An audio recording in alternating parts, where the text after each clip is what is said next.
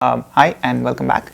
So in the previous part of the video, we sort of started talking about positive integers, and we defined the operation of addition and multiplication, and then worked out a certain set of rules with which we associate what are called numbers.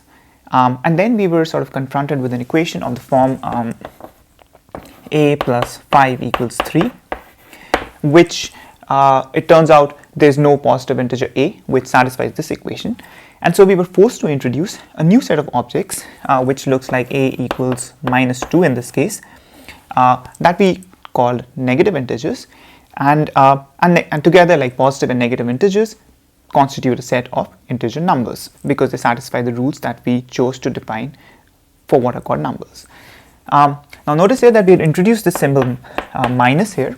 And we did not emphasize too much in the previous part of this of the video what the minus was, but we know that minus is associated with the inverse operation for addition, which we define as subtraction.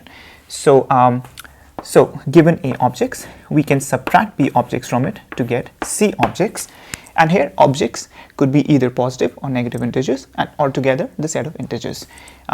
So subtraction is again, sometimes the statement is denoted by saying that we are closed under the operation of subtraction. So if we subtract two integers, we end up getting another integer. So this operation is what is called subtraction, and is the inverse operation for addition. Okay.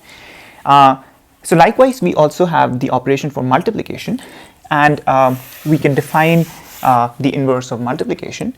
So for instance, if we have b times a equals c, that's the multiplication operation, then we can define its inverse as b, which is c divided by a, and this is called division and is the inverse of multiplication. Now again, as long as a is non-zero, the set of integers, both positive and negative, can be used as objects for this both multiplication operation and division operation. But again, we can ask the question, okay, we have the set of integers with which we define this operation of division. Is there an object b which satisfies the equation 3 divided by 5? Right? So again, we have an inverse operation that will force us to introduce a new set of objects, because we know that no set of integers can satisfy the equation b equals 3 divided by 5, right? Whether it's positive or negative, no set of integers can satisfy this equation. So again, we introduce a new set of objects which we call rational numbers. So this leads us to what are called rational numbers.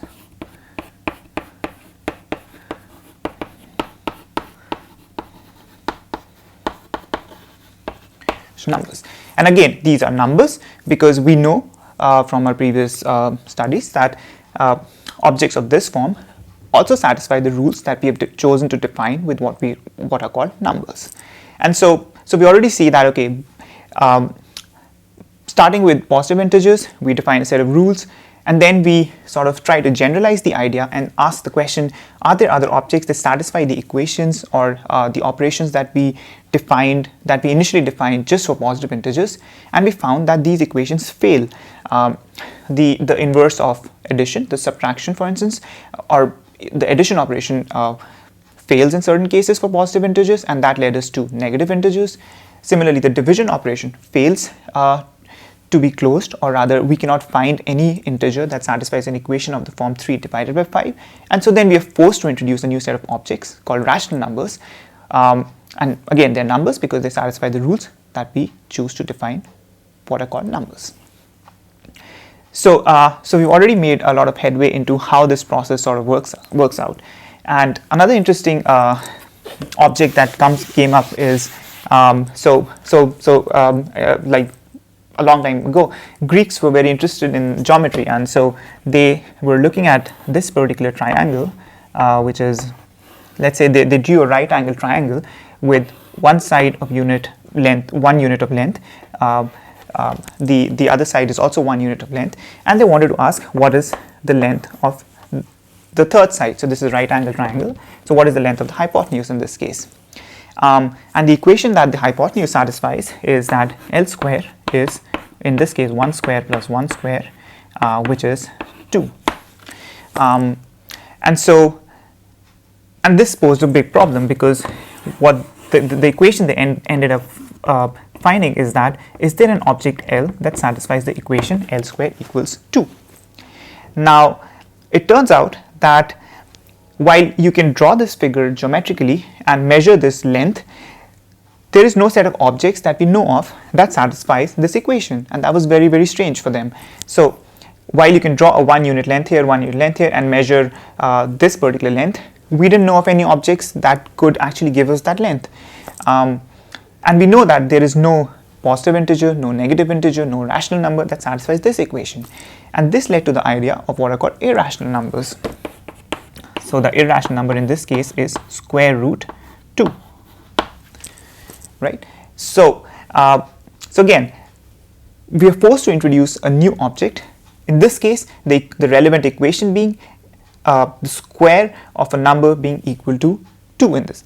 And we found that there is no set of objects that we are already familiar with that satisfies this equation, and then we are forced to define what are called irrational numbers.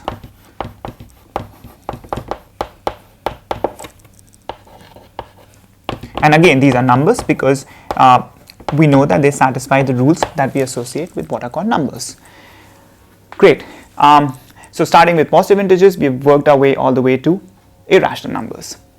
And now we can again extend this idea and ask the question, is there, so let's work with the square operation and ask the question, is there an object that satisfies the equation x squared equals minus 1? So we worked out that x squared equals 2 or x squared equals 3, all these will lead to what are called irrational numbers. But can the square of some number actually give us a negative number, which is minus 1 in this case?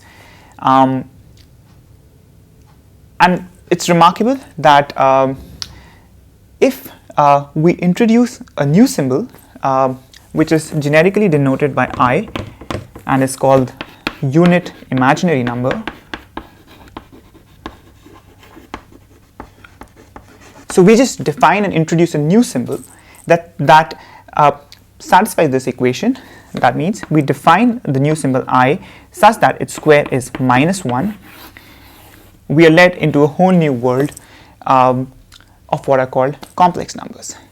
Now, how does this work? Well, we have the set of integers, both positive and negative. We have a set of rational and irrational numbers, and together this set is called the set of real numbers. So we have the set of real numbers,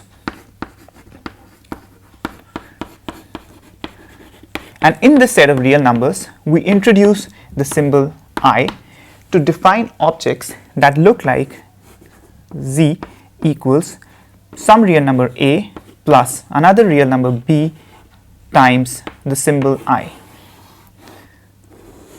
And this new object is what is called a complex number.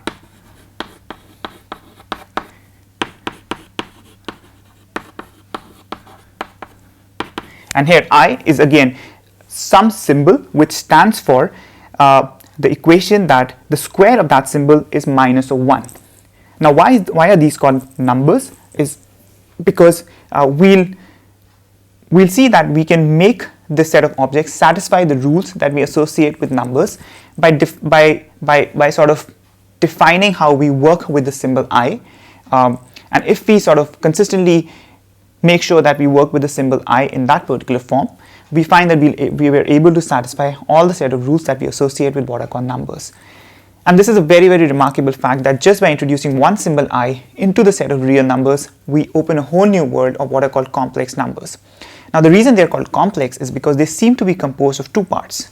One part which has a real number a, and another part which is a real number times the symbol I. This part is called the real part of the complex number, so this is called the real part, and this is called the imaginary part.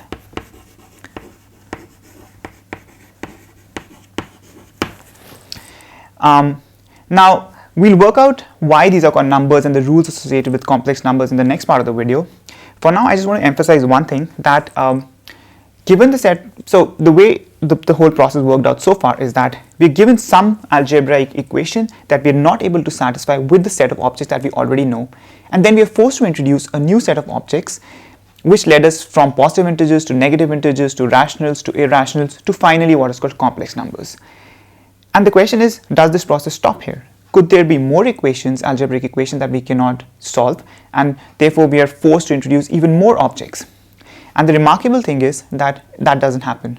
Complex numbers is the final and the last set of numbers that we know of. Numbers in the sense that they satisfy the set of rules that we chose to associate with what are called numbers. And there is no algebraic equation that we cannot solve there's no algebraic equation that we cannot solve, given that we know of complex numbers, given that we have worked out the notion of complex numbers. And this is a really, really remarkable fact, that we have exhausted the set of what we can call numbers. And we'll see how this sort of process works out, why complex numbers are numbers. We work out the rules and see why this remarkable fact comes about, but that will be a little bit later in the series. So I hope that this provides some flavor of why. So again, just to go back to the original question, are complex numbers real? Do they have a real existence? Well, you see that we can start with the notion of positive integers, which are very easy to define in the real sense by counting objects. But then there's a certain set of abstraction, or there's a certain set of generalization associated with the mathematical equation that leads us into new set of objects. It turns out that complex numbers are actually very, very important to understand nature at the microscopic scales. But even if we don't go into that direction, we see that there is a certain mathematical necessity to introducing new objects, and complex numbers sort of are one such object, which actually allows us to exhaust the set of numbers. And that's one of the most remarkable, that's one of the very, very remarkable facts about complex numbers themselves. Just by introducing a symbol I, we can actually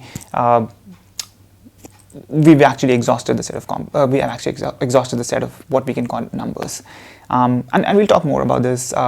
So hope to see you in the next part of this video and continue this fascinating journey of complex numbers. See you there. Thanks.